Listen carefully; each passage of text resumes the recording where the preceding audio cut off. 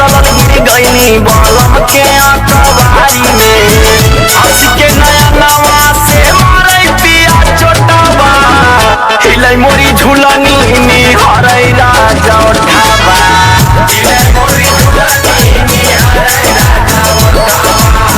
हिलै मोरी झुलनी निहरै राजा उठावा निहरै राजा उठावा निहरै राजा उठावा